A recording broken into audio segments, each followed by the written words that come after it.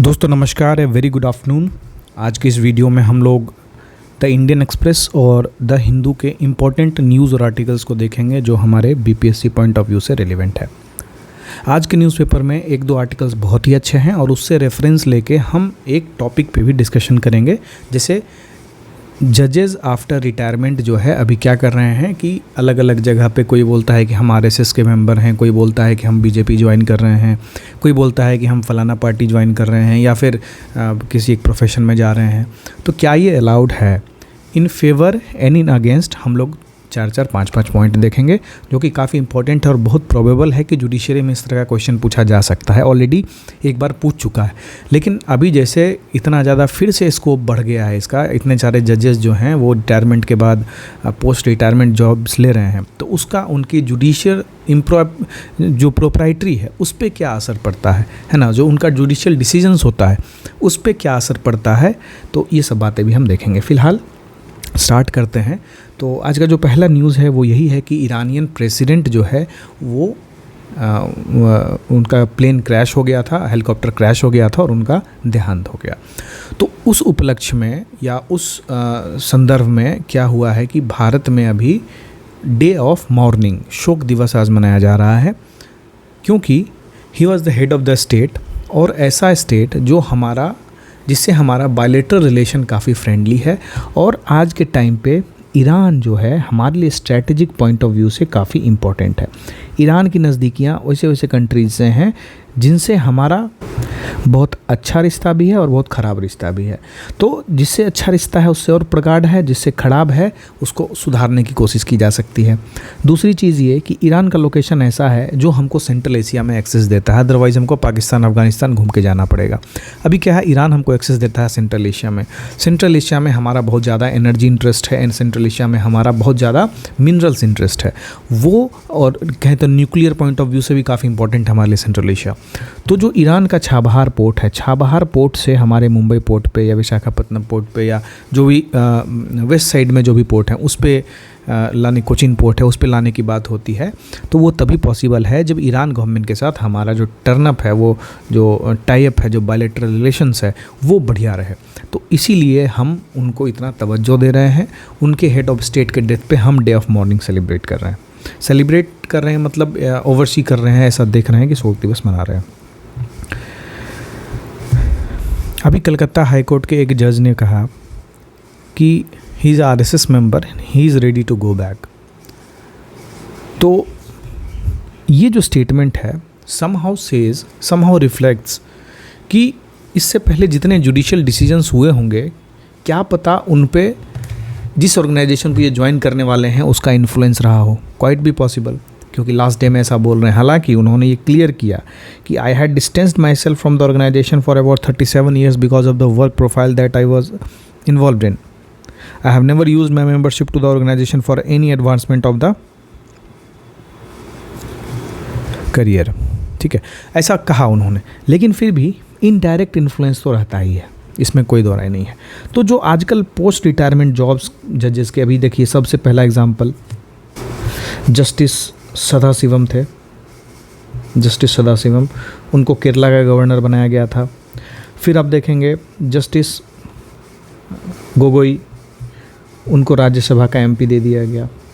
तो जब राज्यसभा के एमपी के लिए किसी पार्टी ने इनको प्रमोट किया, जब सदाशिवम जी को गवर्नर बनाने के लिए एक सर्टेन पार्टी ने आगे किया, तो इसका मतलब ये होगा कि जब वो अपने प्रीवियस पोजीशन में थे तो ऐसा सवाल तो उठाना वाजिब है कि जब वो अपने प्रीवियस पोजीशन में थे तो उस पार्टी को उन्होंने ज़रूर कुछ लाभ पहुंचाया होगा, तभी जाके गिव एंड टेक होता है। ठीक है, ये type of business give and take होता है। तो इस पर हमारा सवाल उठाना भी लाजमी है और हमको इस पर चर्चा करना भी ज़रूरी है। तो अगर हम बात करते हैं पोस्ट रिटायरमेंट जॉब्स की जजेस के लिए, ये डॉक्यूमेंट टेलीग्राम ग्रुप पे आपको मिल जाएगा और वेबसाइट पे भी अपलोड हो जाएगा। जो पोस्ट रिटायरमेंट जॉब की हम बात करते हैं तो उसके फेवर में कुछ आर्गूमेंट्स होते हैं। फेवर में क्या होंगे कि जो जजेस का इमेंस एक्सपर्टीज़ होता है लीगल डोमेन में, और जुडिशियल एक्सपीरियंस जो होता है उसको यूज़ किया जा सकता है हमारे किसी ट्राइब्यूनल के हेड बनाने में, कमीशंस के हेड बनाने में या इंक्वायरी कमिटीज़ का हेड बनाने में, और जहाँ भी कॉम्प्लेक्स लीगल और एडमिनिस्ट्रेटिव मैटर्स हैंडल करने हैं वहाँ इनको आसानी से बिठाया जा सकता है। ठीक है, इससे क्या होता है कि जो एडजुडिकेशन होगा, जो डिसीजंस होंगे वो सर्वमान्य होगा। उसको लगेगा कि नहीं, इस डिसीजन जो ले रहा है वो अक्लेम्ड पर्सन ले रहा है, he is a supreme court जज, रिटायर्ड सुप्रीम कोर्ट जज, दैट मीन्स इंटीग्रिटी जो है उनके रग में है ना। तो ऐसा समझा जाता है। तो उनके एक्सपर्टीज़ को यूटिलाइजेशन करने के लिए पोस्ट रिटायरमेंट जॉब की बात की जा सकती है। फिर जो हमारा अल्टरनेटिव डिस्प्यूट रेजोल्यूशन मैकेनिज़्म है ना, जिसमें नालसा वगैरह आता है या ट्राइब्यूनल्स आते हैं, तो उन सब के में इनका उपयोग किया जा सकता है। रीज़न ये कि अगर हम नॉर्मल कोर्ट के थ्रू जाते हैं तो देखते हैं बहुत सारे पेंडिंग केसेस हैं। ये पेंडिंग केसेस 3-4 करोड़ के लगभग हैं। इन पेंडिंग केसेस का अंबार और धीरे धीरे बढ़ता जा रहा है, और जिस रफ्तार से भी केसेस चल रहे हैं तो जो बैकलॉग है वो क्लियर नहीं हो पा रहा। ठीक है, लेकिन वही रिटायर्ड जजेस जो होंगे वो बैकलॉग केसेस को निपटा सकते हैं इन ट्राइब्यूनल्स के जरिए, in alternate dispute resolution methods के जरिए, जहाँ पे लॉ कोर्ट्स में ना जाके कुछ ऐसे सिस्टम्स बनाए जाएं जहाँ पे डिसीजंस दिए जा सकें। दो गुटों के बीच में अगर कुछ इश्यूज़ हैं उसको सॉर्ट आउट किया जा सके तो उसमें ये हेल्प कर सकते हैं। फिर लीगल एजुकेशन में हेल्प कर सकते हैं, या कि जितने भी एकेडमिक इंस्टीट्यूशंस हैं उसमें अपना वो एक्सपीरियंस जो शेयर करेंगे तो अल्टीमेटली उस स्टूडेंट को बहुत बढ़िया एक क्वालिटी एजुकेशन दे सकते हैं और लीगल डोमेन में, लीगल एक्यूमेन में काफ़ी उसको स्ट्रॉन्ग बना सकते हैं।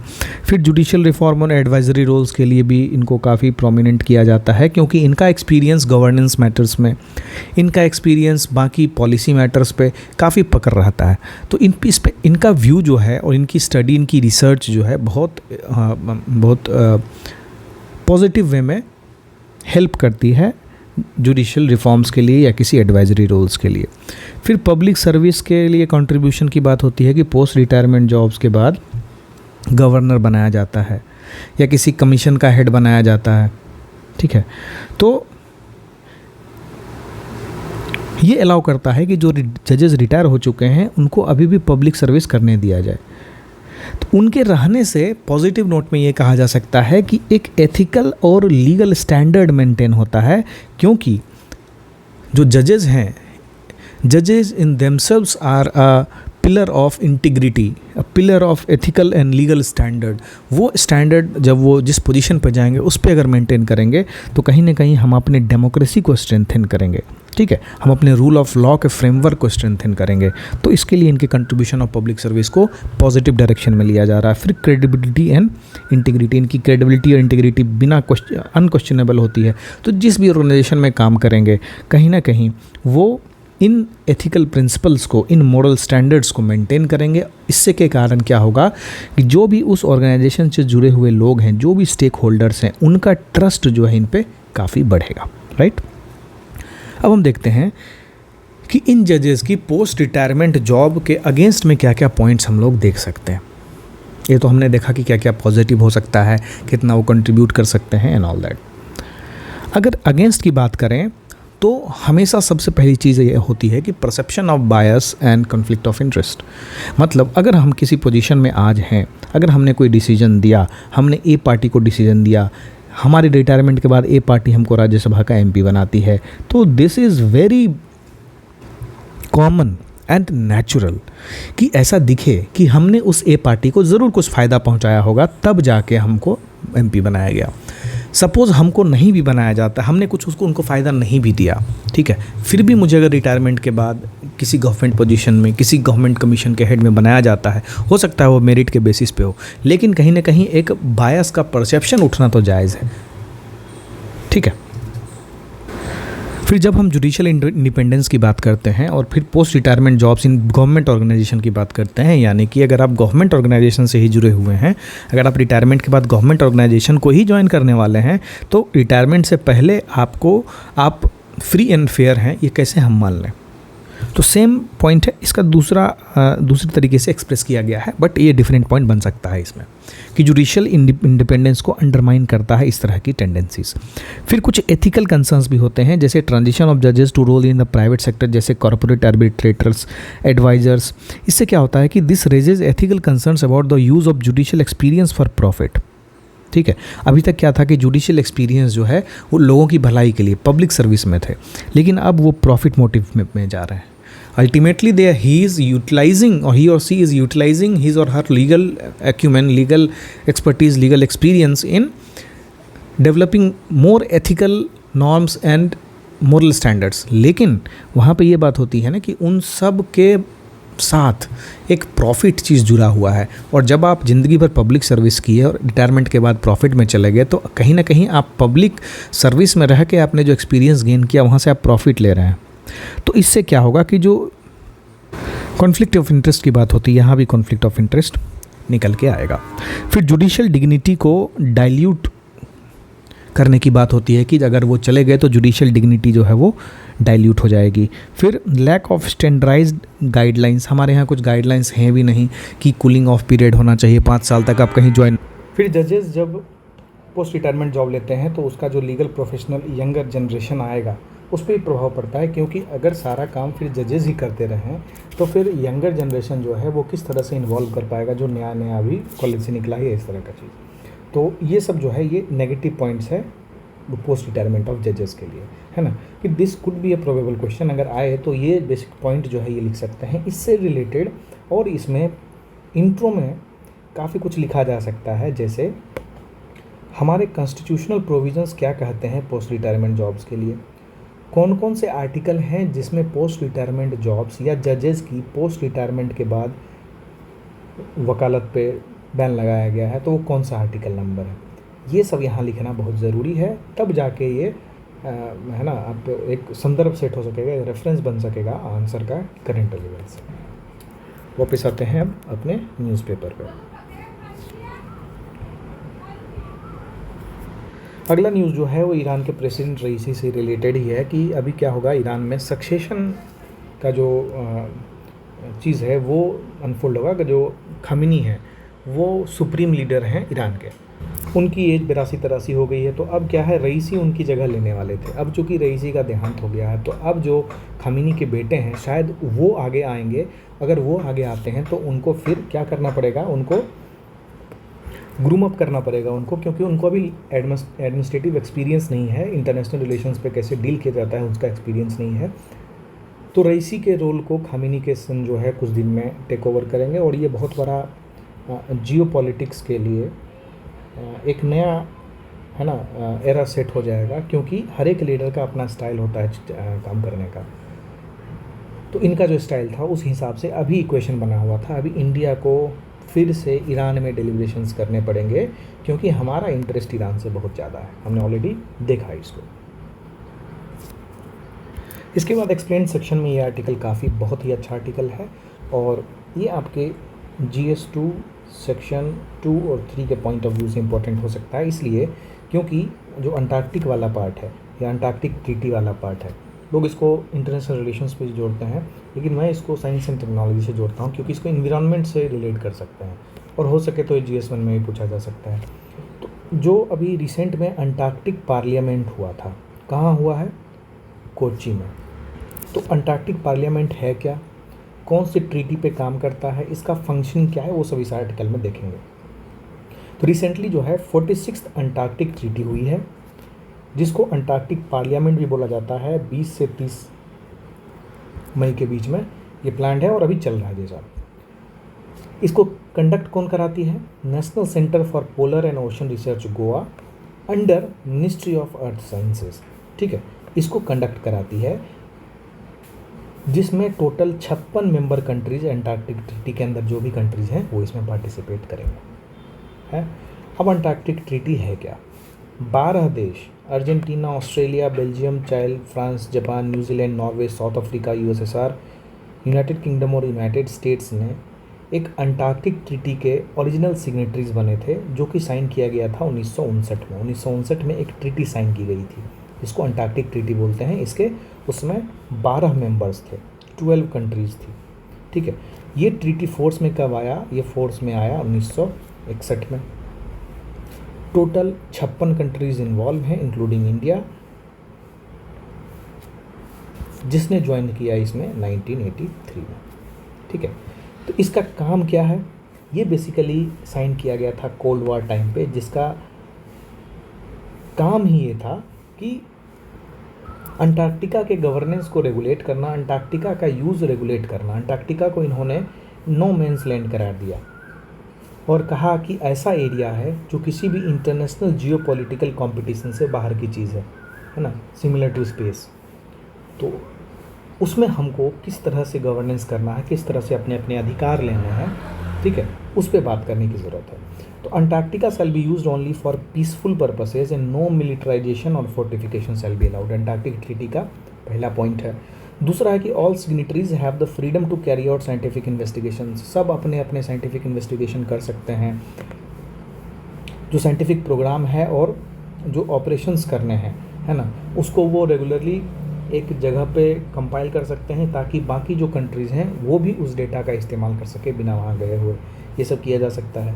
वहाँ पे न्यूक्लियर टेस्टिंग या disposal of radioactive waste element एकदम से प्रोहिबिटेड है। अंटार्कटिका एक सूटेबल स्पॉट है न्यूक्लियर वेस्ट को डंप करने का। लेकिन क्या होगा, जैसे जैसे बर्फ़ पिघलेगा, है ना, परमाफ्रॉस्ट थ्रोइंग पढ़ा होगा आपने, तो वो जैसे ही पिघलेगा तो क्या होगा, जो रेडियो एक्टिव वेस्ट हैं वो बाहर आएंगे, तो अल्टीमेटली इन्वायरमेंट को नुकसान होगा उससे।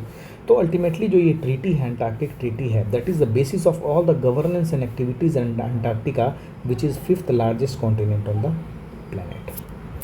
तो चलो इस बात पे एक कमेंट कर दो कि which is the largest and which is the second largest continent on this planet. इसको कमेंट करना है तुमको। 1983 से इंडिया का अंटार्कटिक ट्रीटी का पार्ट था। इसने अनगिनत जो रेजोल्यूशन है उसमें वोटिंग की, अपने काफ़ी पॉइंट्स इन्होंने रखे और अपने रिसर्च स्टेशन इस्टेब्लिश किए। सबसे पहला रिसर्च स्टेशन जो इंडिया इस्टेब्लिश करता है वहाँ पे दक्षिण गंगोत्री के नाम से 1983 में, ठीक है। ये स्टेशन जो है दक्षिण गंगोत्री 1990 तक चला, अभी ये बंद हो गया है। फिर इंडिया ने मैत्री नाम का स्टेशन खोला 1989 में, क्योंकि वो एक्सपायर हो गया था, वो ख़त्म हो गया था दक्षिण गंगोत्री, तब उन्होंने मैत्री खोला। मैत्री भी कुछ टाइम तक चला और 2012 में इंडिया ने भारती नाम का स्टेशन वहाँ इस्टेब्लिश किया है। तो अगर देखें तो साउथ पोल पे 3 अभी तक इस्टेब्लिश हुए हैं, दक्षिण गंगोत्री, मैत्री और भारती। भारती जो है अभी करेंटली रनिंग में है, ठीक है।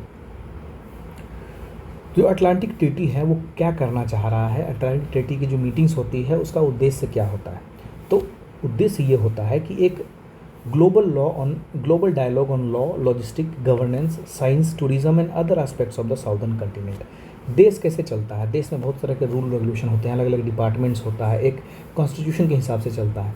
तो जो साउथ पोल है वो इनहेबिटेड है, कोई वहाँ पर रहता नहीं है, तो उसको चलाने वाला वो किसी खास कंट्री का पार्ट भी नहीं है। तो बहुत सारी कंट्रीज़ मिल के तय करते हैं कि इसको कैसे चलाना है, वहाँ पे किस तरह की logistic, law, governance, science, tourism, इस तरह के एस्पेक्ट पे क्या रूल रेगुलेशन होने चाहिए वहाँ पे, ठीक है। India will seek to promote the idea of peaceful governance in Antarctica and underline that geopolitical tensions elsewhere should not interfere with the protection of the continent resources. तो भारत वही वसुधैव कुटुंबकम की बात करता है कि देखो जो भी करोगे इत्मीनान से करो, शांति से करो, दुनिया भर में जो गंद फैला के रखे हो यहाँ मत फैलाओ, यहाँ आराम से रहने दो, अच्छा कॉन्टिनेंट है, इसको सही तरीके से रहने दो, है ना। तो मोटा मोटी यही समझेंगे कि जो ATCM है यानी अटलांटिक ट्रीटी है वो सस्टेनेबल मैनेजमेंट ऑफ अंटार्कटिका की बात करता है, इसके रिसोर्सेज के मैनेजमेंट की बात करता है, बायोडाइवर्सिटी प्रोस्पेक्टिंग की बात करता है, inspection and exchange of information and data between different stakeholders, research collaboration and capacity building and cooperation and climate change impact on Antarctica and beyond. ये इंपॉर्टेंट हो सकता है। इसको प्रीलिम्स में भी पूछा जा सकता है कि रिसेंटली जो है अंटार्कटिक ट्रीटी कहाँ हुआ था, तो दे देगा आपको जो ऊपर का कंट्रीज़ है, रशिया वाला इलाका दे देगा कुछ, फिर यूरोप का कुछ इलाका दे देगा कि यहाँ पे आइसलैंड में हुआ है क्या, ग्रीनलैंड में हुआ है क्या, है ना। तो कहाँ हुआ है, ये कोच्चि में हुआ है। This is important. इसके बाद देखते हैं एक जो है barriers to entry, platform neutrality, algorithm collusions की कंसर्न्स। अभी देखिए एक बहुत बड़ा मुद्दा उभर के आ रहा है, इसको समझेंगे। जैसे कल परसों भी मैंने डिस्कस किया था इस चीज़ को कि सपोज़ कोई कंपनी ए है, ए के 3-4 ब्रांचेज हैं। ए क्या कर रही है, ई-कॉमर्स की भी कंपनी है इसकी, ये आपके पेमेंट इंफ्रास्ट्रक्चर भी है इसका, ठीक है। फिर इसका जीमेल सर्विस भी है जिसमें क्लाउड सर्विसेज हैं, और अंत में इसका जो है वो डिफरेंट टेक्नोलॉजी सर्विसेज में इन्वॉल्व है, डिफरेंट टेक्नोलॉजी सर्विसेज में इन्वॉल्व है। जैसे आईटी कंपनी है ना, टॉप आईटी कंपनी हो सकता है ये।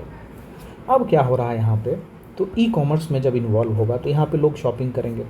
जब शॉपिंग करेंगे तो अपना डेटा देंगे, अपने पेमेंट इन्फॉर्मेशन देंगे, अपने इंटरेस्ट शो करेंगे, और बिग डेटा के थ्रू, आर्टिफिशियल इंटेलिजेंस और मशीन लर्निंग को यूज़ करते हुए बिग डेटा के थ्रू ये huge number of data compile करेंगे। सिमिलरली आप फ्रूट के यहाँ, सब्जी वाले के यहाँ ज़्यादा शॉपिंग करते हैं या आइसक्रीम ज़्यादा खरीदते हैं, ये सब पता चल जाएगा आपके पेमेंट एक्सपीरियंस से, है ना। अभी आप जैसे पेटीएम से पेमेंट करते हैं तो पेटीएम कहाँ कहाँ आप पेमेंट करते हैं सबका रिकॉर्ड तो उनके पास रहता ही है ना। जिसको आपने पेमेंट किया वो किस तरह का बिजनेस करता है, वो तो ऑलरेडी रजिस्टर्ड है उस पर, तो वो भी पता रहता है उनको, राइट। तो इस तरह की इन्फॉर्मेशन को ये भी कंपाइल करते हैं और ये भी एक बिग डेटा जनरेट करते हैं, एक डेटा डंप बनाते हैं। सिमिलरली जीमेल क्लाउड, आप जो भी फाइल शेयर करते हैं, आपका इंटरेस्ट क्या है, आप जो टेक्स्ट लिखते हैं जीमेल में, वो सब सर्चेबल रहता है, वो सब उनके इसमें आ जाता है डेटाबेस में। तो कहीं ना कहीं ये सब क्या है, एक डेटा सेट बनता है इससे। ये जो डेटा सेट बना, इस डेटा सेट को अब यूज़ कर रहे हैं वो टेक्निकल सर्विसेज में, मतलब जो भी सर्विसेज देंगे वो उसमें इन सब का यूज़ कर रहे हैं। कंपनीज़ को बोल रही हैं, अब जैसे ई कॉमर्स कंपनीज़ का डेटा इन्होंने कलेक्ट कर लिया, अब ये फ्लिपकार्ट को बोलेंगे कि देखो हम तुमको ऐसा सर्विस देंगे कि तुम्हारा कस्टमर जो है तुम्हारी तरफ अट्रैक्ट होगा, कौन सा सामान तुमको सामने रखना है वो हम तुमको बताएंगे, तुम्हारा मार्केट बढ़ेगा इससे, क्योंकि उनके पास डेटा है। तो क्या करेंगे, इससे फिर प्रॉफिट कमाएंगे। प्रॉफिट यहाँ भी ले रहे हैं, लेकिन इसका यहाँ से डेटा कलेक्शन मेन मोटिव है और यहाँ पे प्रॉफिट ले रहे हैं। तो इससे क्या हो रहा है कि डेटा शेयरिंग हो रही है। ये जो डेटा शेयरिंग है, इस डेटा शेयरिंग की इंटीग्रिटी क्या है, क्या चांसेस है कि ये डेटा लीक नहीं होगा थर्ड पार्टी को, क्या चांसेस है कि ये डेटा आप फ्रीली मार्केट में नहीं बेचोगे, है ना। कहीं भी आप देखो, फ़ोन से रजिस्टर करो किसी भी वेबसाइट पे, 2 दिन के बाद उस पर टेलीकॉलर कॉल्स आने शुरू हो जाते हैं। कैसे? क्योंकि डार्क वेब पे सब मिलता है आजकल, सबका डिटेल, सारा डिटेल मिलता है।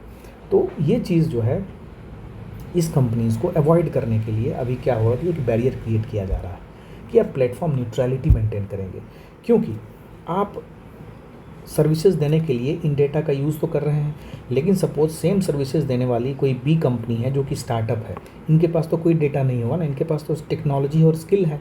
तो अब अगर इसके पास डेटा नहीं है और आप दूसरे सर्विसेज से डेटा यूज़ कर रहे हैं, तो कहीं ना कहीं आप इसके लिए अनफेयर सिचुएशन क्रिएट कर रहे हैं, अनफेयर ट्रेड प्रैक्टिसेस क्रिएट कर रहे हैं, लेवल प्लेइंग फील्ड क्रिएट नहीं कर रहे हैं।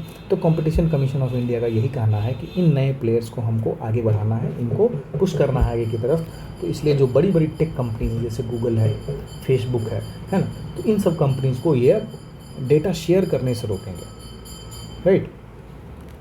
तो ये सब हाईलाइटेड चीज़ है, इसको एक बार पढ़ लीजिए, ये इसमें इम्पोर्टेंट है। इसके अलावा आज के न्यूज़पेपर में ऐसा कुछ डिस्कस करने लायक नहीं है।